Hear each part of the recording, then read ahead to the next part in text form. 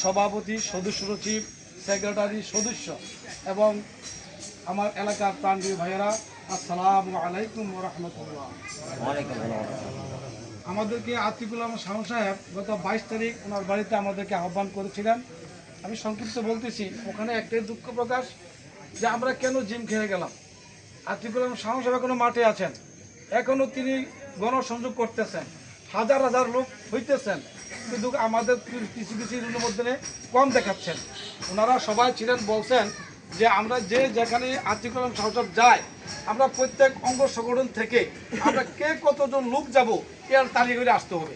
এখন আমরা বক্তব্য করে গেলাম যে সবাই আসবে, সবাই সব কিছু করবে, কিন্তু শেষ পর দেখা যাবে কি আমি আসছি, ওয়াব ভাই আসছে, ওই যে ইউনুস সাহেব আসেন নাই।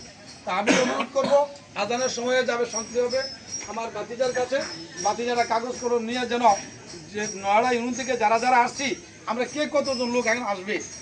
উনি আতিকুল শাহ সাহেব বারবার বলছেন প্রত্যেক অঙ্গ সংগঠনের প্রত্যেকটি সেক্রেটারি, সভাপতি এবং বিভিন্ন লোক নিয়ে ভোটারদেরকে নিয়ে যেন গণসংযোগ করে অনেক লোক থাকেন, উনি এই কথাটা বলেছেন। আমরা অনুরোধ করবো দিচ্ছি আঙ্গটা কাগজপত্র নেবেন।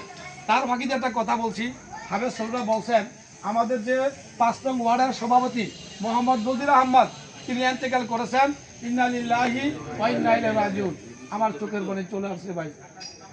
ওই ছেলেটা দুঃখ নিয়ে গেছেন, আওয়ামী লীগের আমলে যে নির্যাতন করছেন, তার সামনে তার ভাইয়ের দাড়িগুলোকে ছিঁড়েছেন, তার সামনে তার ভাইকে মুড়িয়া ফরসাপ করাইয়াছেন। হাজার হাজার লোক ছিল, কেউ ভয়ে ওই পান্ডার মধ্যে ভয়ে কেউ ওটা প্রতিবাদ করার সাহস পায় নাই, সুযোগও পায় নাই। তার ভাই নুরুল ইসলাম আজও জীবিত আছেন, তার ধারের ট্রেনের শিক্ষা প্রস্তাব করাইছেন, এমন নির্যাতন। এখন আমাদের সুখের সময়, এখন আমাদের সুখের সময়।